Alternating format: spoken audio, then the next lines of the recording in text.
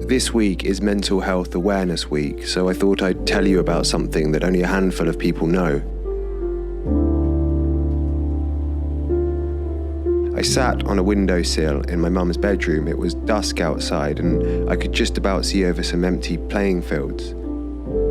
I had a can of orange Fanta, which I used to wash down a handful of paracetamols. I was only 12 years old. After I took them, I waited for a while thinking I would just peacefully fall asleep and then all that pain that I felt would just go away. I waited and I waited some more, but nothing happened, and then fear started to creep in. It crept in over the empty playing fields and through the window and crawled all over me. It suddenly dawned on me that I was about to die. I went up to my mum and asked her what would happen if somebody ate a lot of paracetamols, and she said it would be a slow, painful death starting with liver failure. I didn't like the sound of that one bit. It was nothing like the peaceful sleep I thought it was going to be, so I confessed to her what I just did. I remember she cried, she panicked, she shouted, she cried some more, and then she rushed me to the hospital. A nurse handed me some vile liquid that she called magic medicine that made me violently sick.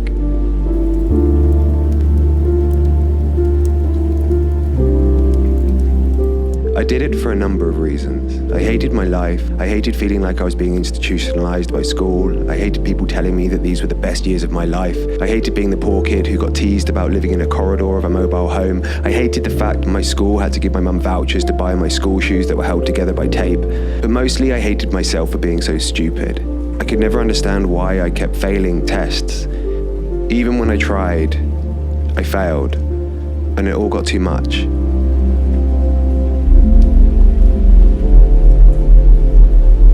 But not long after it happened, I got myself a paper round, which I did every day before school and at the weekends. But it was that paper round that paid for my Nike school bag and my kicker shoes with one red sole and one green. It paid for my cool clothes and computer games and showed me how good it felt to earn the things I needed all by myself. Can I use this bit? Yeah. Can I press it? Yeah. You sure? Yeah. I love the way you say yeah. Can I press it down hard? Yeah. Do you just say yeah everything? Yeah. It's why I became totally obsessed with creating businesses that would make me enough money to be able to buy all the things we could never afford. So I did. After I left school, I set up several businesses, from a design agency, about 8 different e-commerce sites, even dating sites at one point. Most failed, but some didn't.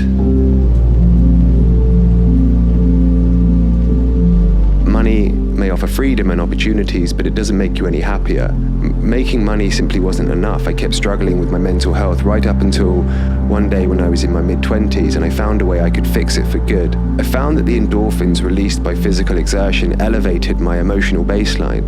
I started running, lifting weights, swimming, spinning, playing tennis, doing body pump, yoga, and now CrossFit and jiu-jitsu. I worked out as long as I kept moving my body, I didn't get these negative thought patterns emerging. Everyone has their own emotional baseline, which they always ping back to.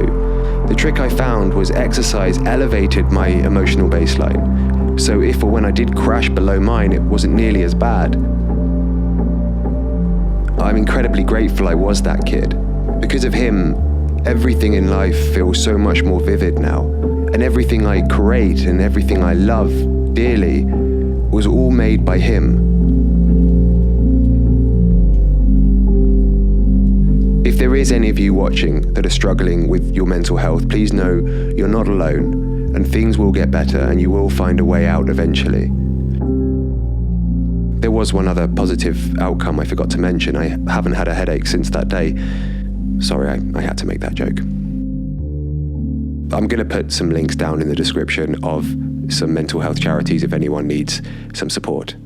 But yeah, you're not alone, and you will find a way out.